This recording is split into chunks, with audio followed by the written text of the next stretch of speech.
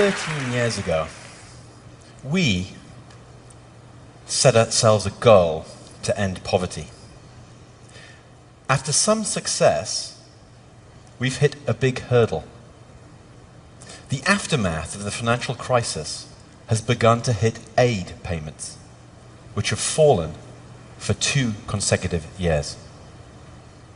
My question is whether the lessons learned from saving the financial system can be used to help us overcome that hurdle and help millions. Can we simply print money for aid? Surely not. It's a common reaction. It's quick talk. Others channel John McEnroe. You cannot be serious! Now, I can't do the accent, but I am serious. Thanks to these 2 children, whom, as you'll learn, are very much the heart of my talk. On the left, we have Pia. She lives in England. She has 2 loving parents, one of whom is standing right here. Dorothy, on the right, lives in rural Kenya. She's one of 13,000 orphans and vulnerable children that are assisted by a charity that I support. I do that because I believe that Dorothy, like Pia, deserves the best life chances that we can afford to give her. You'll all agree with me, I'm sure.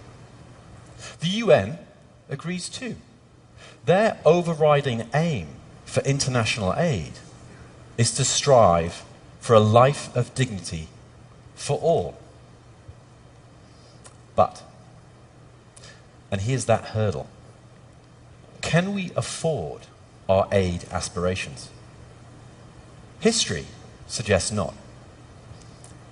In 1970, governments set themselves a target to increase overseas aid payments to 0.7% of their national income.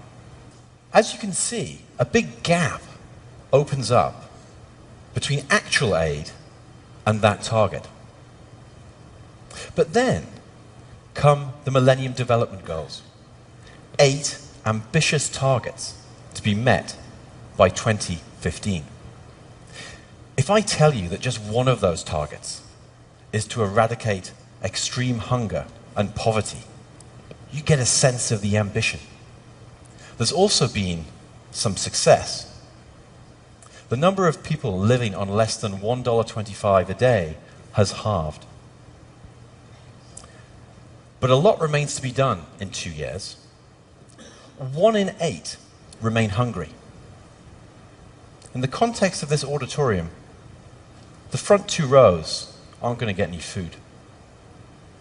We can't settle for that, which is why the concern about the 8th goal, which relates to funding, which I said at the beginning is falling, is so troubling. So what can be done?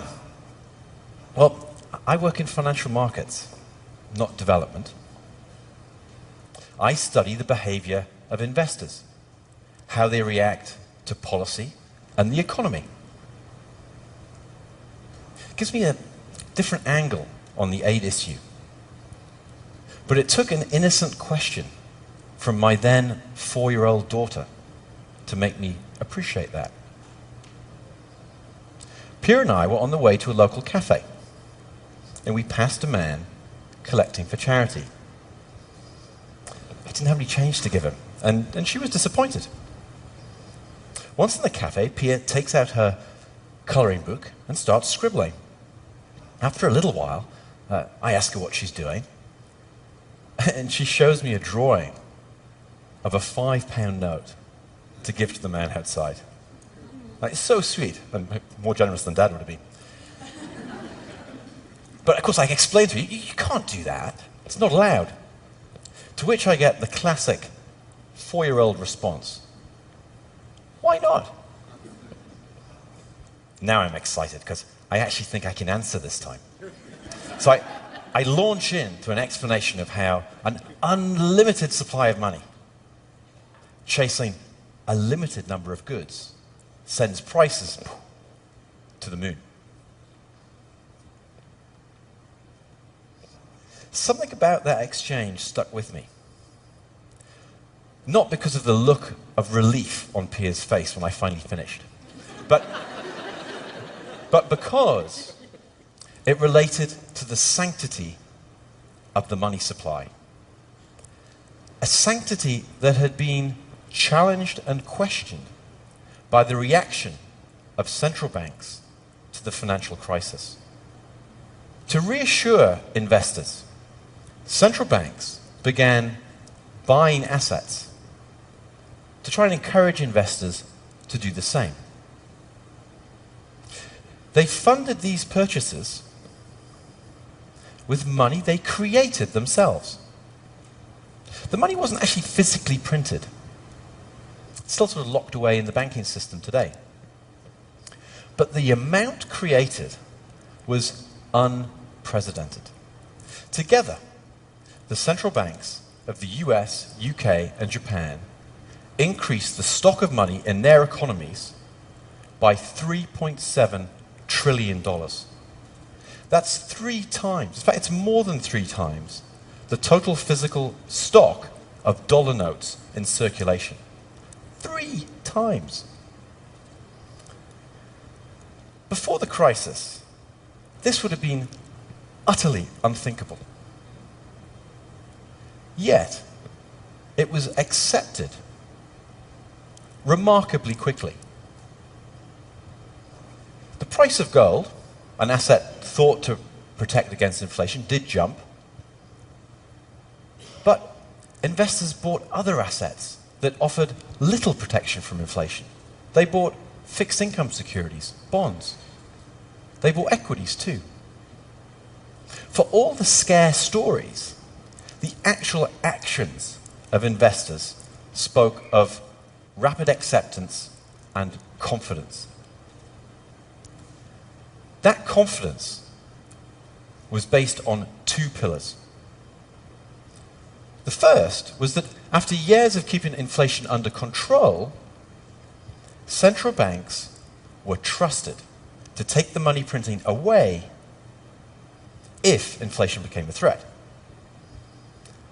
Secondly, inflation simply never became a threat. As you can see in the United States, inflation for most of this period remained below average. It was the same elsewhere. So how does all this relate to aid? Well, this is where Dorothy and the Mango Tree charity that supports her comes in. I was at one of their fundraising events earlier this year, and I was inspired to give a one-off donation when I remembered that my firm offers to match the charitable contributions its employees make. So, think of this. Instead of just being able to help Dorothy and 4 of her classmates to go through secondary school for a few years, I was able to double my contribution. Brilliant.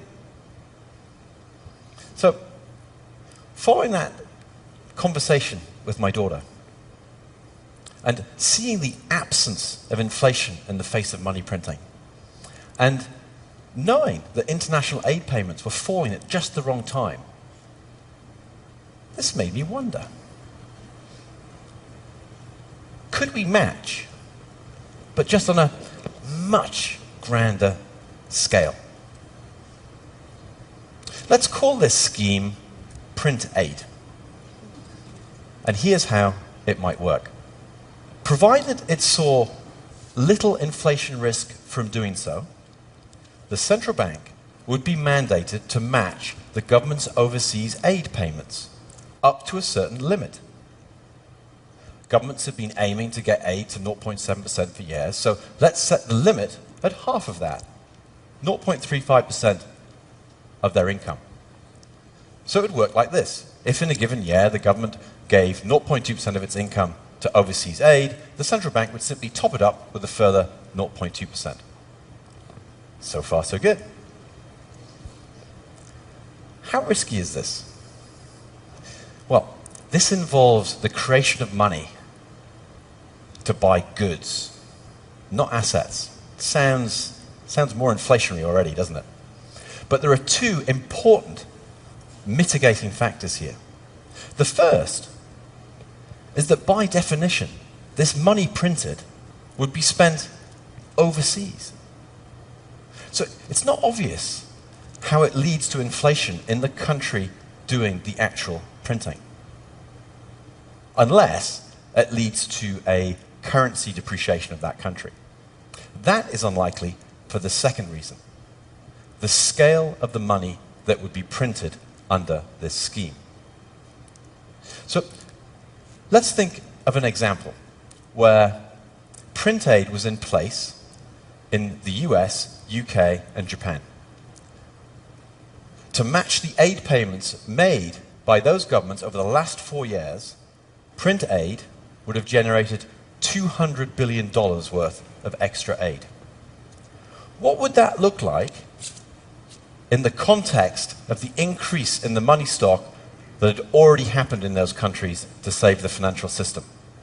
Are you ready for this? You might struggle to see that at the back because the gap is quite small. So what we're saying here is that we took a $3.7 trillion gamble to save our financial systems. And you know what? It paid off. There was no inflation. Are we really saying that it's not worth the risk to print an extra $200 billion for aid? Would the risks really be that different? To me, it's not that clear. What is clear is the impact on aid. Even though this is the printing of just 3 central banks, the global aid that's given over this period is up by almost 40%. Aid as a proportion of national income all of a sudden is at a 40-year high. Now, we don't get to 0.7%. Governments are still incentivized to give. But you know what? That's the point of a matching scheme. So, I think what we've learned is that the risks from this money creation scheme are quite modest. But the benefits are potentially huge. Imagine what we could do with 40% more funding. We might be able to feed the front row. The thing that I fear, the only thing that I fear, apart from the fact I've run out of time, is that the window of opportunity for this idea is a short one.